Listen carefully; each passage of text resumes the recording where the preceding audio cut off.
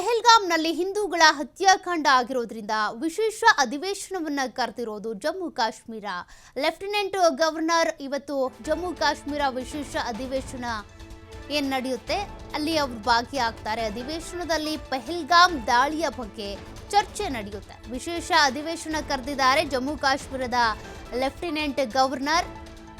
ಇವತ್ತು ಜಮ್ಮು ಕಾಶ್ಮೀರದಲ್ಲಿ ವಿಶೇಷ ಅಧಿವೇಶನ ಜರುಗುತ್ತೆ. ಅಧಿವೇಶನದಲ್ಲಿ ಪೆಹಲ್ಗಾಮ್ ದಾಳಿಯ ಬಗ್ಗೆನೇ ಚರ್ಚೆ ಆಗುತ್ತೆ. ಗುಂಡಿನ ದಾಳಿಯಲ್ಲಿ ಮೃತಪಟ್ಟವರಿಗೆ ಸಂತಾಪ ಸೂಚನೆ ಮಾಡಲಾಗುತ್ತೆ.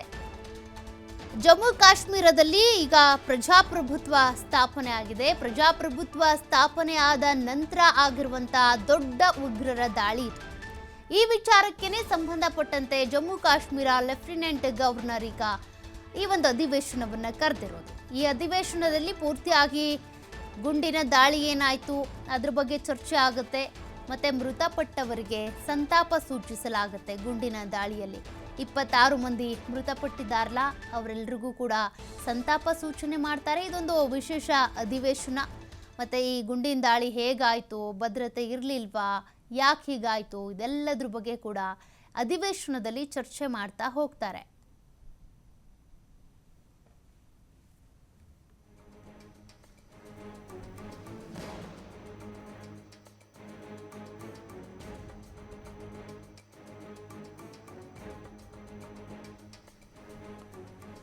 ಜಮ್ಮು ಕಾಶ್ಮೀರದಲ್ಲಿ ಈ ರೀತಿ ಉಗ್ರರ ಅಟ್ಯಾಕ್ ಆದ ನಂತರ ನಡೀತಾ ಇರುವಂತಹ ಮೊದಲ ಅಧಿವೇಶನ ಇದು.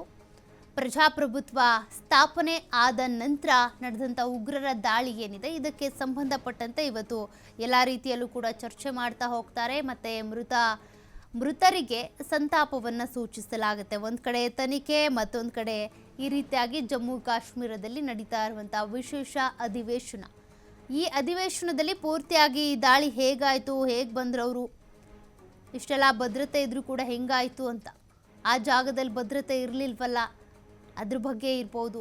ಈಗ ಜಮ್ಮು ಕಾಶ್ಮೀರಕ್ಕೆ ಒಂದು ರೀತಿ ಇದು ಬ್ಲ್ಯಾಕ್ ಮಾರ್ಕ್ ಇದ್ದಂಗೆ. ಯಾಕೆಂದರೆ ಅಲ್ಲಿ ಈಗ ಯಾರು ಕೂಡ ಪ್ರವಾಸಿಗರು ಹೋಗೋದಕ್ಕೆ ಮುಂದೆ ಬರೋದಿಲ್ಲ, ಹಿಂದೇಟ್ ಆಗ್ತಾ ಇದ್ದಾರೆ. 80% ಟಿಕೆಟ್ಗಳು ಅಡ್ವಾನ್ಸ್ಡ್ ಆಗಿ ಏನು ಬುಕ್ ಆಗಿದ್ವು ಅವೆಲ್ಲವೂ ಕೂಡ ಕ್ಯಾನ್ಸಲ್ ಆಗಿದ್ದಾವೆ. ಹಾಗಾಗಿ ಮುಂದೆ ಜಮ್ಮು ಕಾಶ್ಮೀರದಲ್ಲಿ ಯಾವ ರೀತಿಯಾಗಿ ಆಡಳಿತ ನಡೆಸಬೇಕು, ಹೇಗೆ ಪ್ರವಾಸೋದ್ಯಮವನ್ನು ಇಂಪ್ರೂವ್ ಮಾಡಬೇಕು, ಅದು ಒಂದು ಕ್ವೆಶ್ಚನ್ ಮಾರ್ಕೆ. ಯಾರು ಅಲ್ಲಿ ಹೋಗ್ತಾ ಇಲ್ಲ ಈಗ. ಹಾಗಾಗಿ ಈ ಗುಂಡಿನ ದಾಳಿ ಇರ್ಬೋದು, ಮತ್ತು ಮೃತಪಟ್ಟವರಿಗೆ ಸಂತಾಪ ಸೂಚನೆ, ಇದೆಲ್ಲವೂ ಕೂಡ ಇವತ್ತಿನ ವಿಶೇಷ ಅಧಿವೇಶನದಲ್ಲಿ ನಡೆಯುತ್ತೆ.